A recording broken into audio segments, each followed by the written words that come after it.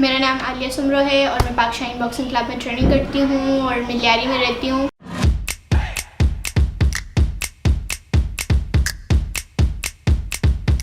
दो 2014 से जो है वो ये बच्ची आई तो मैंने इसमें करंट देखा कि इसमें वाकई में कोई बात है, फिर मैंने इसके ऊपर खुसूसी तवज्जो दी। शुरू में मुझे भी सपोर्ट नहीं किया गया, लेकिन मैंने छुपके से ट्रेनिंग स्टार्ट की। उसके बाद मैंने बहुत ज़्यादा डांट भी गाई घर में कि तुम क्या कर रही हो, लड़कों वाले काम है ये वो। अगर रास्ते में गए तो रास्ते में लड़के बोलने लगे कि तुम लड़की और लड़की क्या कर सकती। लेकिन मैं एक बॉक्सर बनूंगी और इनको मुंह तोड़ जवाब दूंगी जिन्होंने मुझे ये कहा कि तुम लड़की क्या कर सकती।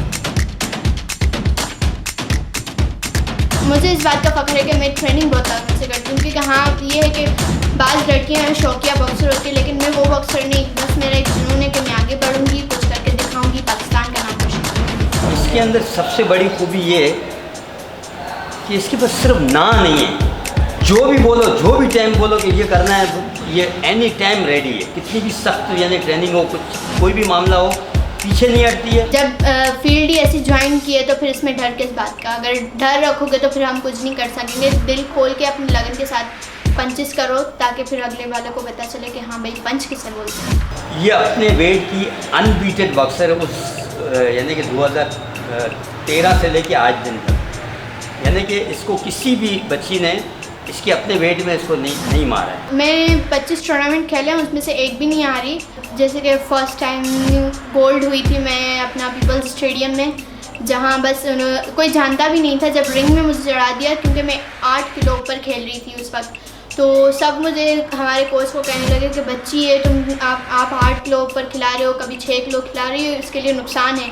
लेकिन मेरे कोच ने बोला अगर इसकी फ़ाइट फर्स्ट है, लेकिन ये आपको ऐसी फ़ाइट करके दिखाएगी ना, देखने वाले भी हैरान हो जाएंगे। काफ़ी नॉकआउट्स भी की है इस फाइट्स में। उसके बाद नेशनल बैंक की फ़ाइट खेली, उसमें 2 फाइट्स में नॉकआउट किए, 3 पंच में नॉकआउट किए। मैं ग्राउंड में रनिंग के लिए जा रही थी, तो 2 आदमी थे, वो बोल रहे जाके तुम नमाज़ पढ़ो, ये करो वो करो। तो उस टाइम मैंने उनको कोई जवाब नहीं दिया, मैंने अपनी ट्रेनिंग जारी रखी।